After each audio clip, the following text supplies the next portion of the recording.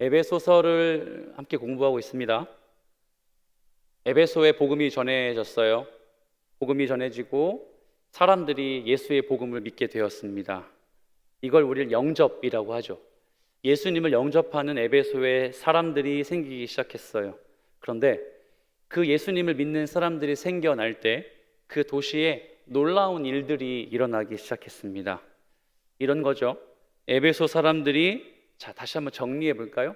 하나님의 선택과 예정, 그리고 예수 그리스도의 십자가의 속량, 지난주에 배운 성령의 인치심과 구원의 보증을 듣고 믿으니까 그 순간부터 어떤 일이 일어났느냐, 참 놀라운 기적과 같은 일이 벌어졌습니다.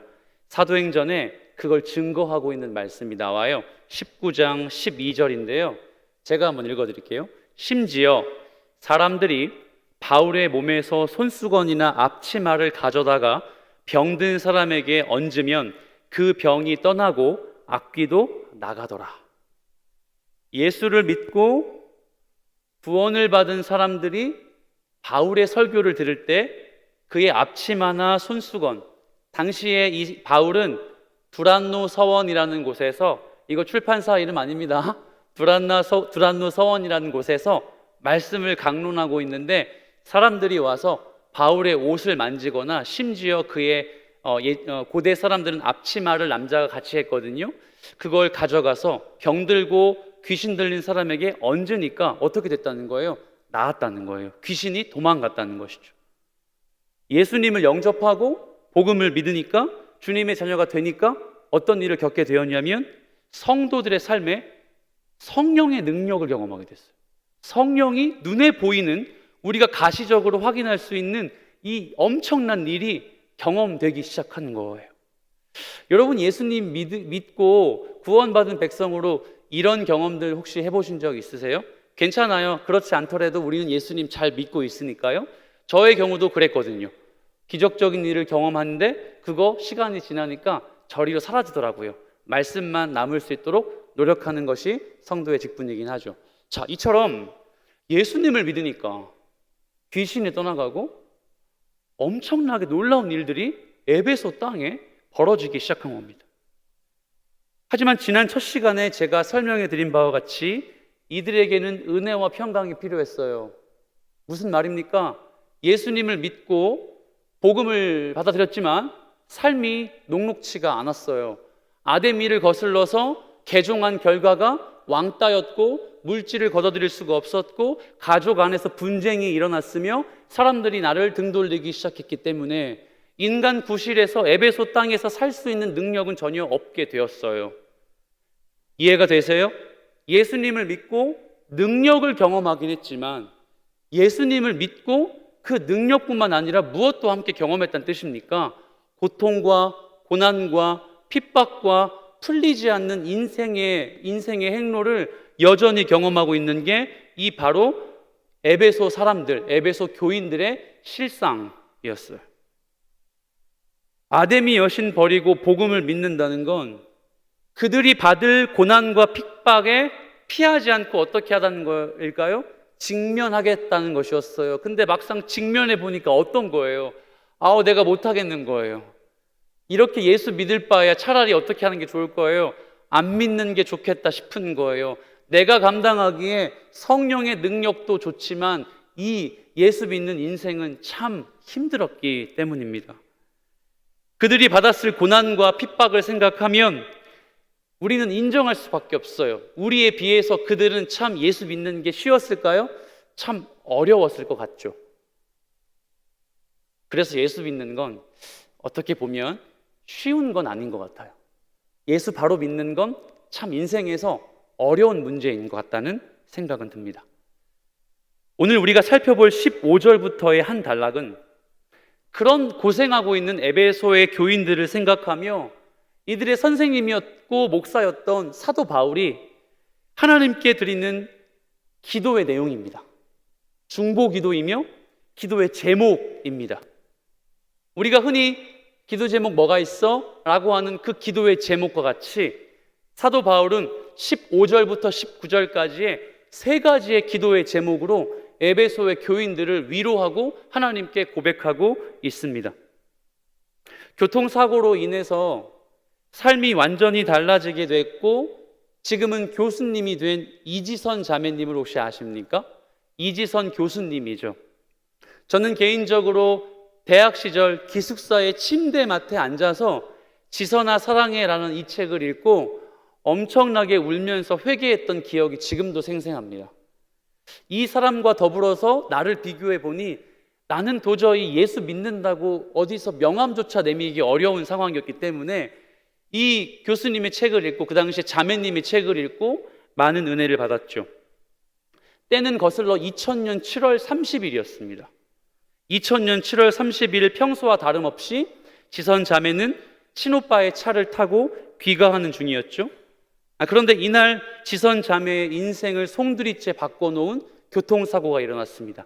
이미 한 차례 음주운전으로 사고를 내고 뺑소니로 도망가던 차가 지선 자매의 오빠의 차를 들이받아서 이 차가 소형차였어요. 이리 치이고 저리 받고 차가 뒹굴며 차에 화재가 일어났습니다. 그래서 이지선 자매는 여러분이 아실지 모르겠습니다.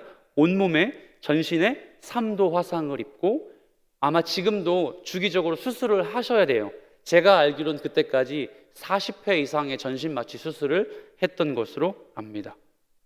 두 사람이 타고 있었던 차가 전소되면서 오빠는 다행히 살고 이 이지선 자매만 손가락이 남아있지 않고 눈꺼풀이 없고 코가 다 뭉그러졌으며 피부가 재생되지 않는 정도로 그렇게 살 수밖에 없었습니다. 화면으로 한번 보실 수 있겠지만 한번 검색해 보십시오.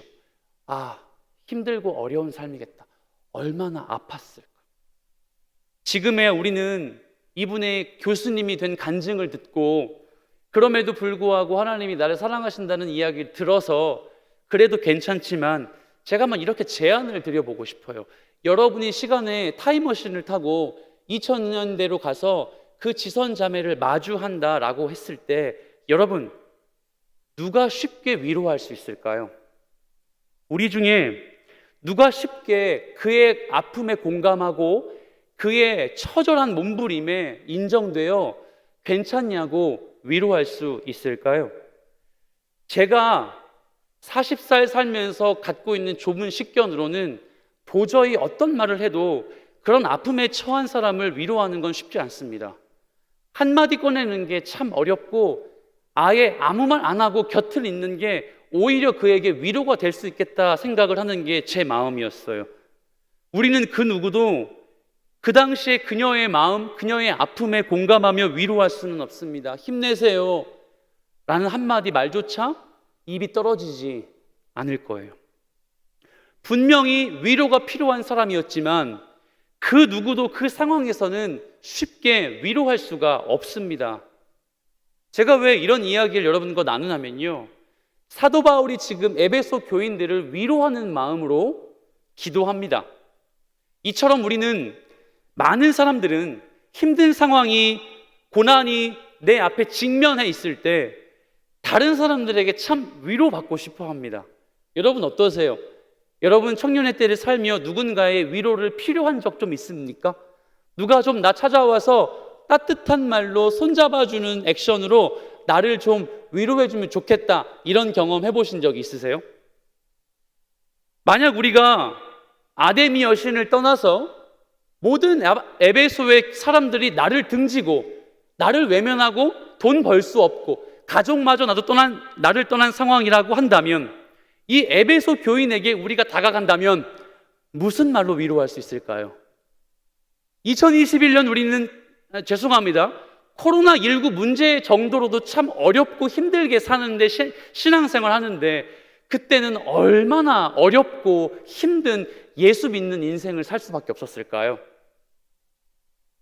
많은 사람들은 이런 어려움에 놓인 사람들, 이런 놓인 사람들에게 힘을 주기 위해 여러 가지 방식으로 위로하더라고요.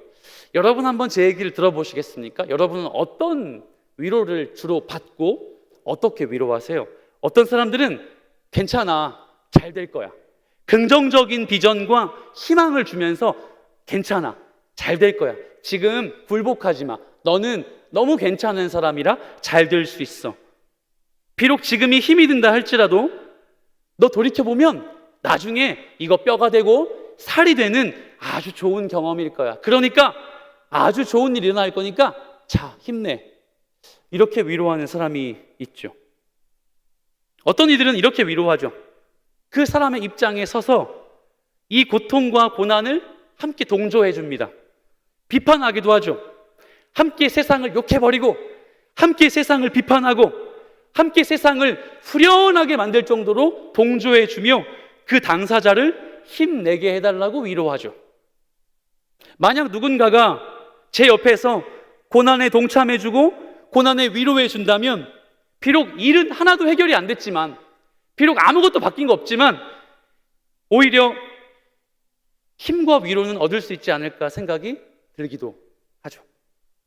어떤 사람은 이렇기도 합니다. 자기가 놓인 상황이 더 비참하다고 이야기해줘요. 야, 그거 나에 비해서는 너 그거 아무것도 아니야. 슬픔과 고난에 처한 당사자보다 말하는 내가 더 힘들다고, 내가 더 힘든 상황에 나 봐봐, 더 꿋꿋하게 버티고 잘 살아가는데 으이그 그것 때문에 무너져? 그것 때문에 못해? 나 봐봐, 난 이렇게 할 수 있잖아. 어쩌면 이렇게 위로하는 사람도 우리 주변에 너무도 많이 있죠. 그래서 우리 중에 몇몇은 이 바울의 에베소 교인들을 향한 권면을 보며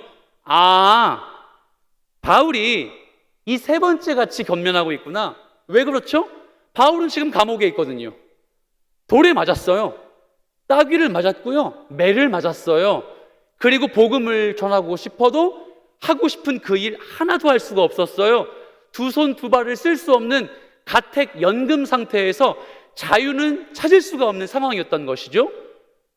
그런 바울이 에베소 교인에게 권면할 때 혹시 이런 메시지처럼 들리지 않습니까? 사랑하는 에베소 성도님들, 제가 더 힘들거든요. 저를 보십시오. 저 지금 감옥에 있지 않습니까? 제가 직접 편지도 주지 못할 정도로 누군가에게 부탁해서 편지 줄 수밖에 없을 정도로 많이 힘든데 저 보면서 위로 받으십시오. 저도 버팁니다. 혹시 여러분 사도 바울의 메시지가 이런 류의 고민처럼 들리지 않습니까? 그래서 참으세요. 그 고난 이겨내세요. 여러분 할 수 있습니다. 어쩌면 참 차갑고 참 거리감 있는 위로처럼 들리기도 합니다. 끝으로 특수한 상황이긴 하지만 저나 여러분과 같은 그리스도인, 저를 좀 봐주시겠습니까? 식사하고 좀 노근하죠? 저나 여러분 같은 그리스도인, 예수 믿는 주의 백성들에겐, 고난과 아픔을 겪고 있는 지체들에겐 이렇게 위로가 필요합니다. 하나님을 바라보자. 하나님이 너를 사랑하셔. 하나님이 지금 너에게 이 상황 속에 말씀하시고 싶은 내용이 있을 거야. 하나님의 뜻 잠시 멈추고 말씀 보며 함께 이겨내 볼래?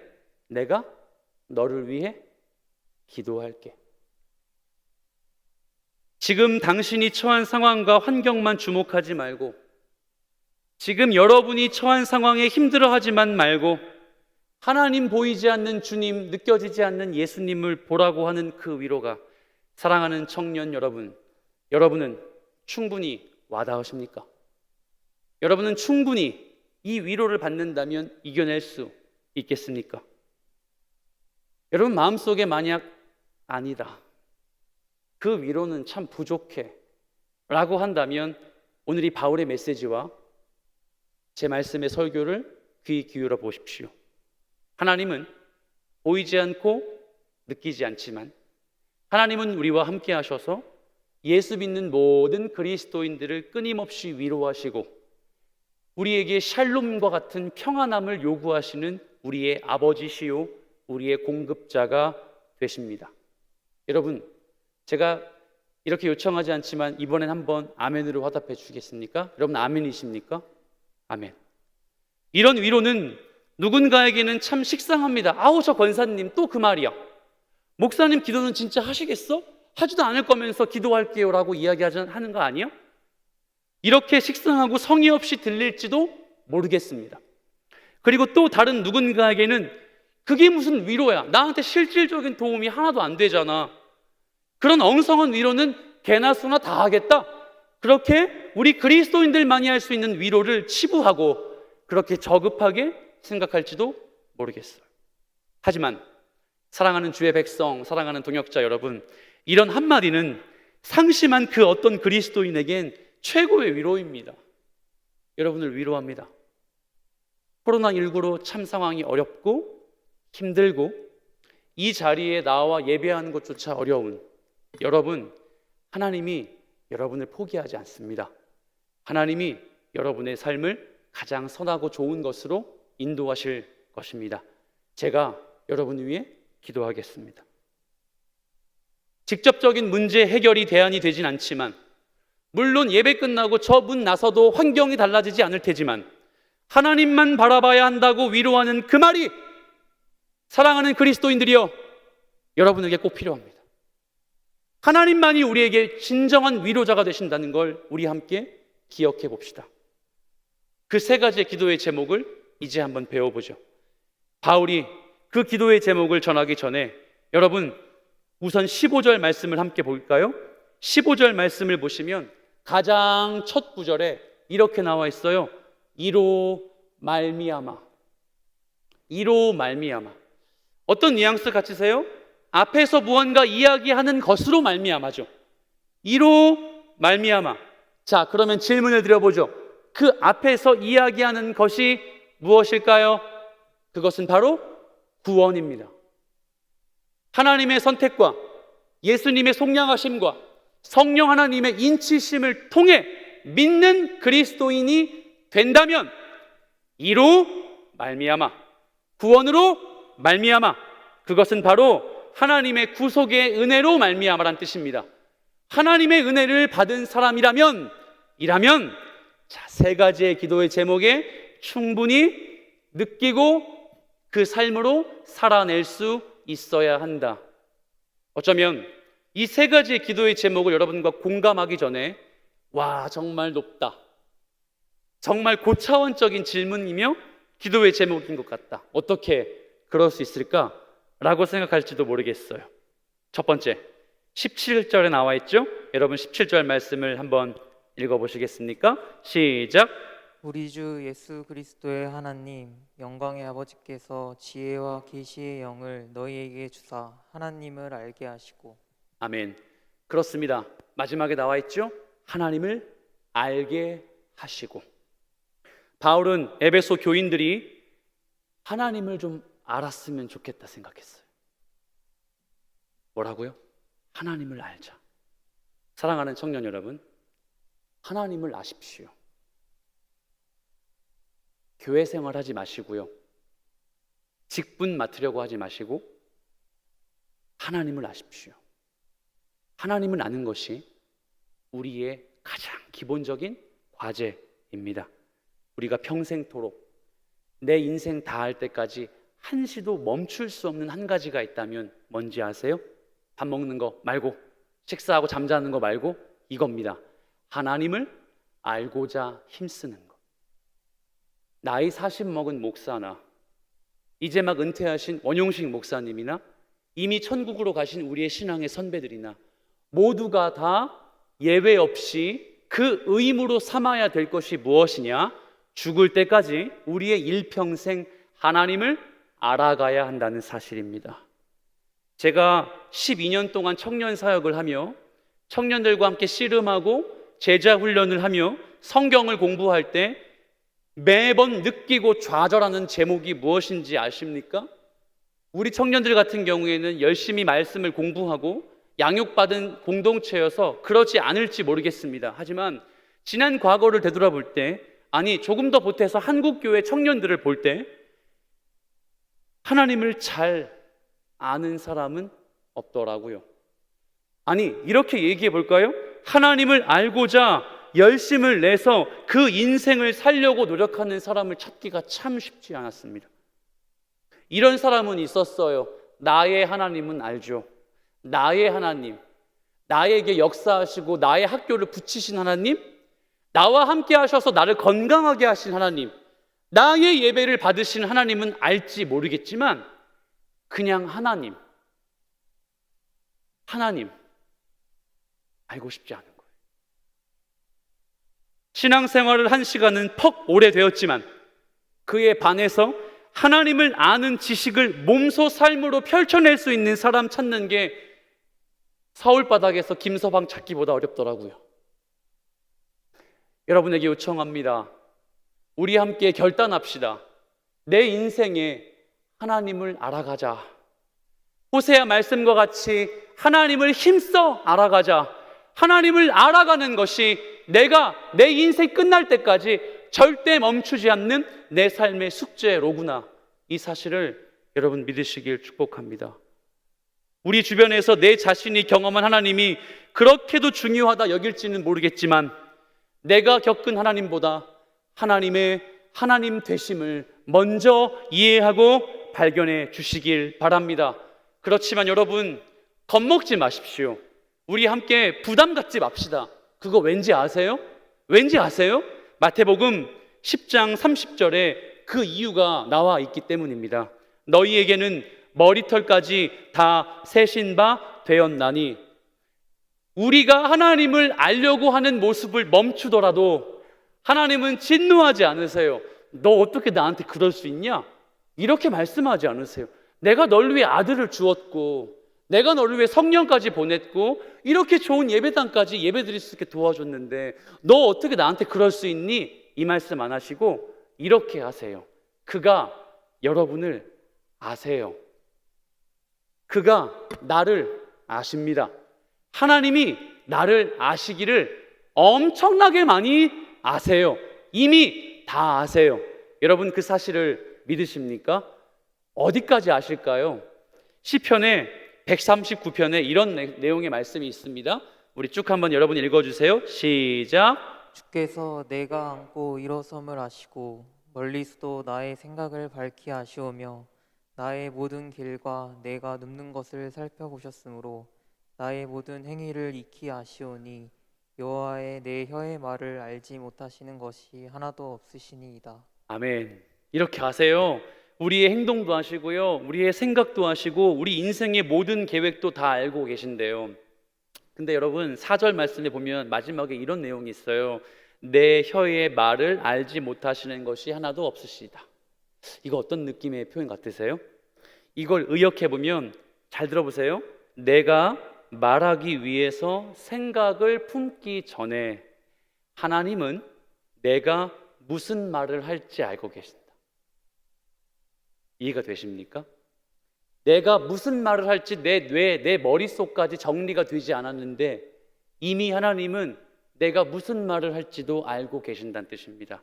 이 말은 즉슨 우리가 생각하는 것, 우리가 계획하는 것, 앞으로 어떻게 살아갈지 이미 하나님은 다 알고 계세요. 여러분이 살 때, 여러분이 걸어갈 때 하나님이 초점을 옮기셔서 여러분의 삶을 지지하지 않습니다. 여러분이 선택하는 거 하나님이 인정하지 않으세요. 하나님이 여러분의 선택을 잘 할 수 있도록 이미 길을 만들어 주셨습니다. 그래서 우리가 부르는 찬양 중에 웨이메이커라고 있죠. 하나님이 우리의 길을 이미 다 탄탄대로로 완성시켜 주셨어요. 그런데 여러분 이 말을 들으면 얼마나 감격적이고 사실 얼마나 감사합니까? 내가 좀 의지박약이라 하나님 알기를 거부하고 싶고 내가 좀 바빠서 인생이 어려워서 하나님 아는 것을 뒷전으로 미루고 싶은데 다행히도 감사하게도 하나님이 그 내 마음과 내 실정을 다 아시고 나를 아신대요. 나에게 찾아오신대요. 내가 신에게 가지 않아도 그 신이 나에게 먼저 찾아오셔서 나를 알고 계신대요. 사랑하는 여러분, 충분히 감격적이고 충분히 기쁜 일입니다. 그래서 우리는 그 자리에 있기만 해도 돼요. 하나님이 나에게 찾아오셔서 나의 마음을 감동하시거든요. 그게 우리의 올무가 됩니다. 사랑하는 청년 여러분, 내가 아무것도 하지 않고 아무것도 노력하지 않고 교회만 다녀도 하나님은 나에게 찾아오셔서 내가 너를 잘 알아. 넌 내 거야. 너는 내 아들이고 내 딸이야 라고 말씀해 주시기 때문에 지금도 아무것도 안 하게 돼요. 왜? 내가 아무것도 안 해도 하나님은 나에게 늘 찾아와 공급해 주시기 때문이죠. 그걸 에베소 교인들이 느낀 겁니다. 아무 노력하지 않고 예수만 믿어도 삶이 잘 될 것 같다고 바꿔 판단했던 거예요. 왜요? 기적이 일어나고 능력이 예수 그리스도의 복음을 통해서 드러나니까 내 삶도 곧 탄탄대로가 될 것 같아서 아무것도 하지 않고 그저 교회에만 예배드리고 있는 그때 바울의 이 메시지를 듣는 에베소 교인들의 마음에 이 17절 말씀을 통해 감동이 일어났다는 거예요. 여러분 다시 한번 17절 말씀을 읽어볼까요? 17절, 우리 주 예수 그리스도의 하나님 영광의 아버지께서 하나님을 알게 하시기 위해서 무엇을 주셨죠? 지혜의 영과 계시의 영을 주셨어요. 이거 뭐라고 정리할 수 있을까요? 성령이라고 하죠. 사랑하는 여러분, 하나님은 예수 그리스도를 보내셔서 우리를 위해서 일하시기로 결정하셨어요. 나는 딴 거 하고 있고 나는 아무것도 하나님을 위해 알기 위해 노력하지 않고 있는데 하나님은 나에게 계시의 영과 나에게 온갖 노력을 다 하시면서 나를 알고자 노력하신다는 사실이에요. 어찌 그저 감사하고 감격할 수만 있겠습니까? 어찌 기쁘다, 하나님이 나 이렇게 사랑하시는구나, 고맙다고 땡큐만 부르짖고 있겠습니까? 아니, 우리의 마음속에 강팍함이 자리 잡아서 더 이상 하나님을 향해 감사도 없고 나를 찾아와 나를 아신다고 말씀하시는 그 음성에 전혀 반영하지 않고 그저 그 자리만 지키고 있는 우리 자신을 보며, 여러분 에베소 교인들이 이 바울의 메시지를 보며 어떻게 반응해야 될지 이제 좀 머릿속에 그려지지 않습니까? 웨스터민스터 소요리 문답 89문을 보면 이 질문과 이 해답이 있습니다. 질문, 말씀이 어떻게 구원을 위하여 효력이 있게 됩니까? 그의 해답이 이것이죠. 하나님의 성령께서 말씀의 낭독, 특별히 설교, 효력 있는 방도의 강의, 이걸 쓰셔서 죄인을 설복하고 회개시키며 거룩함과 위로를 주셔서 그들을 세워서 믿음으로 구원에 이르게 합니다. 사랑하는 여러분, 우리가 아무리 알팍한 지식으로 하나님의 뜻을 전혀 알 수 없다고 해도 하나님은 우리에게 계시의 영을 주셨어요. 하나님은 우리에게 지혜의 영을 주셨어요. 그러니까 우리가 아무리 노력하지 않아도 하나님은 여러분의 마음속에 들어오셔서 하나님을 찾도록 만들어 주신 겁니다.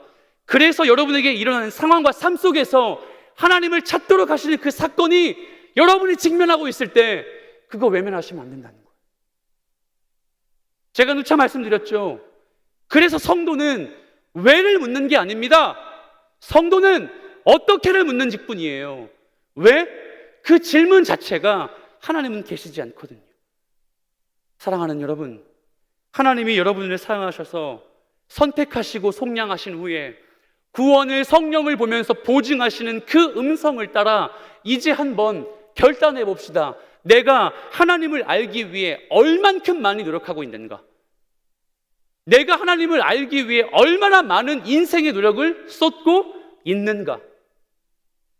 제가 가지고 왔죠. 여러분 말씀 얼마나 읽으십니까?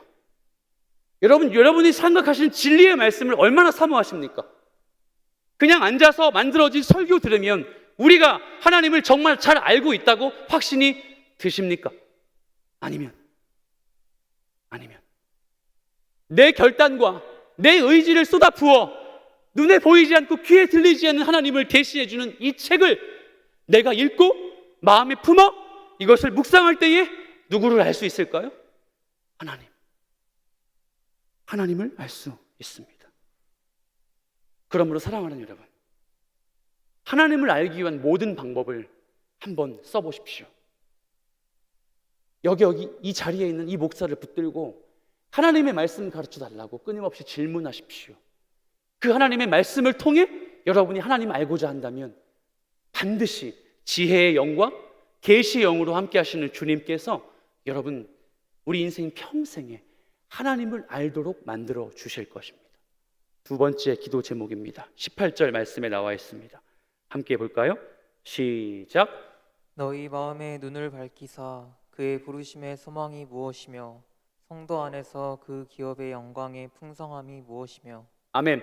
자, 바울은 부르심의 소망이 무엇이며 그 기업의 영광의 풍성함이 무엇이며 이걸 에베소 성도들이 알기 원했어요. 참 아리송하고 어려운 말이죠. 부르심의 소망은 무엇이고 그 기업의 영광은 또 무엇일까요? 부르심의 소망인 뜻 제가 한번 말씀드려 볼게요.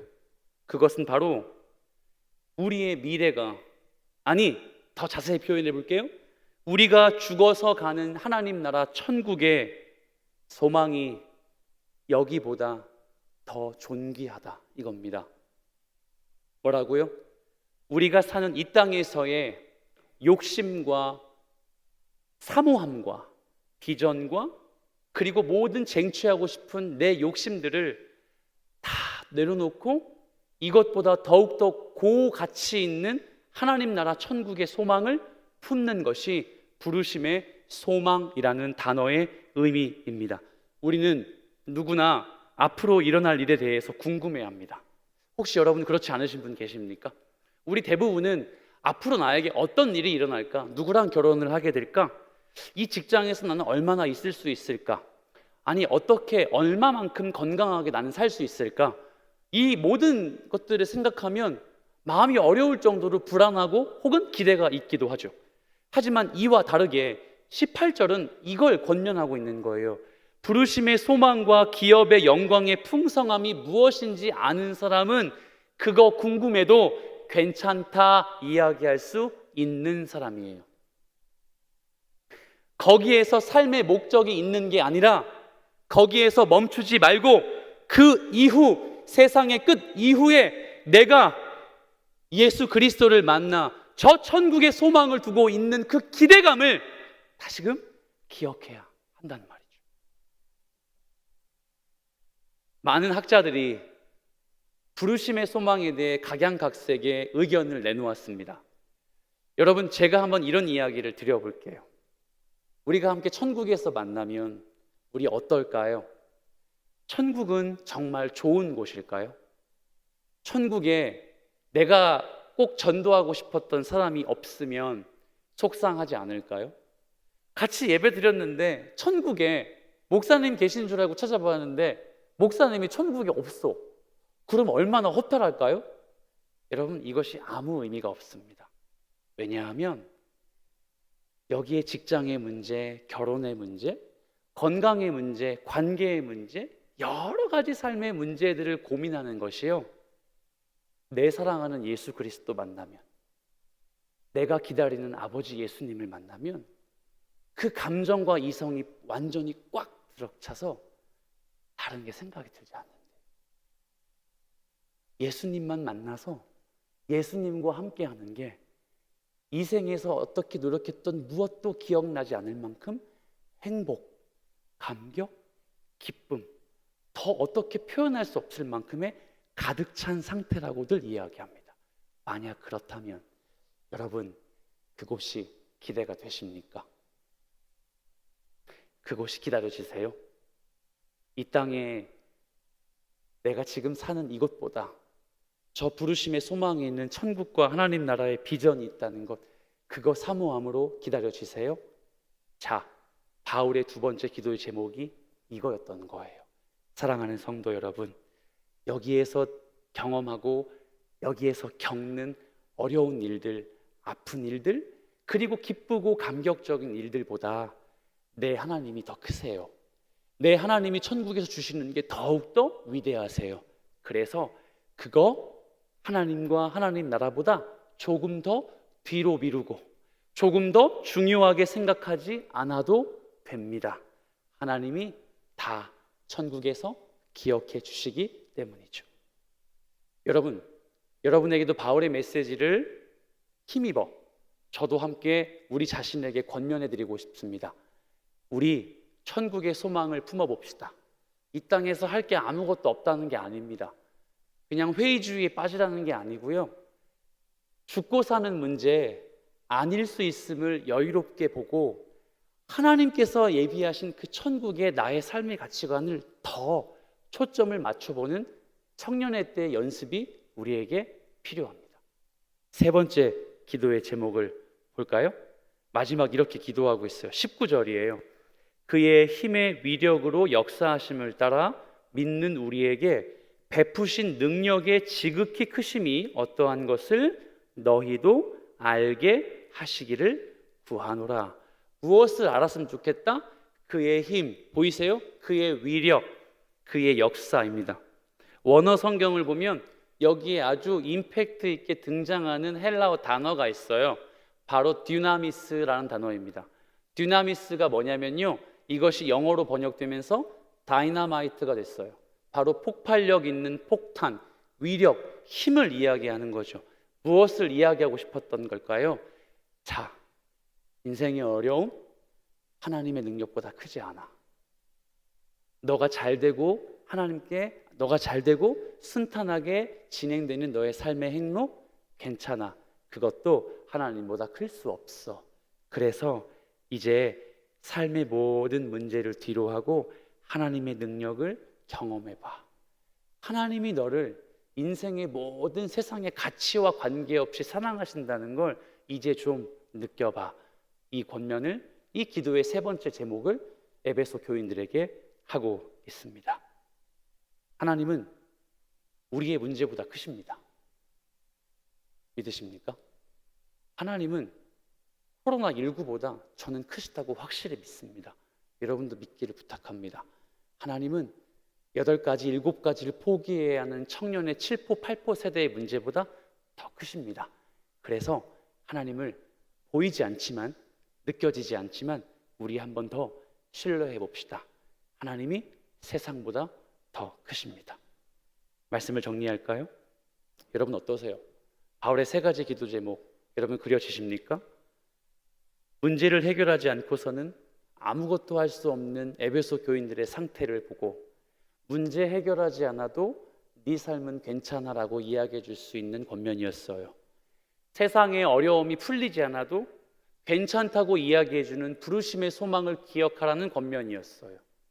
힘들고 어려운 억압적인 능력보다 하나님의 힘이 더욱더 크다는, 하나님을 좀 눈을 들고 바라봐라는 명령이었어요. 여러분, 그래서 예수 믿고 구원받은 성도라 하지만 하나님을 알고자, 하나님을 배우고자 하는 일에 뒷전이었던 여러분 자신, 우리 자신을 한 번 더 결단하고 하나님을 힘써 알기로 마음 먹어 주시길 부탁합니다. 교회 공동체를 위해서 섬김과 헌신하는 거 매우 가치 있고 중요합니다. 하지만 그것보다 더욱더 절대적인 건 내가 하나님의 말씀을 계속해서 묵상해 내가는 거예요. 제가 예배자 학교를 통해서 한번 설명해 드린 적이 있습니다. 하나님의 말씀을 묵상하는 히브리어 단어 하가라는 단어가 있습니다. 이 히브리어 단어 하가는 짐승이 초식동물을 찾다가 그 어렵게 찾은 초식동물을 먹고 다시 되새김질하는 단어예요. 뭐라고요? 묵상은 듣고 잘 짜여진 말씀을 듣고 아멘하는 것이 아니라 내가 먹은 그 말씀을 내 위기의 상황에 다시 끌어올려 그 말씀이 주시는 능력을 경험하는 것이고, 또 소화해내 그 진액을 끌어올려서 토해내서 그걸 핥아먹는 작업이에요. 그러므로 여러분께서 그 말씀을 통한 하가의 작업을 하시려면, 하나님을 알고자 하는 힘쓴 노력을 하시려면 반드시 훈련받으십시오. 반드시 말씀 안에 거하십시오. 그리고 반드시 공동체에서 하는 말씀을 가르치는 자리에, 말씀을 배우는 자리에 나오십시오. 이미 소천하신 사랑의 교회 옥하는 목사님은 이런 말씀을 하셨어요. 한 사람이 한 번의 설교로 인생이 바꾸어진다고 생각하지 마라. 한 사람의 성도는 한 설교를 통해 인생을 바꾸는 것이 아니라 한 편의 설교를 통해 주님을 알게 되고 지속적인 훈련과 말씀의 묵상의 시간을 통해 인생이 성화의 과정으로 변화되는 것이다. 여러분, 이 음성을 담아 여러분에게 권면합니다. 하나님을 알아가십시오. 그리고 알아간 후에 천국의 소망을 갖는 그리스도인의 삶을 찾아내시길 바랍니다. 영원한 것을 위해 영원하지 않은 걸 뒤로 미루는 건 멍청한 것이 아닙니다.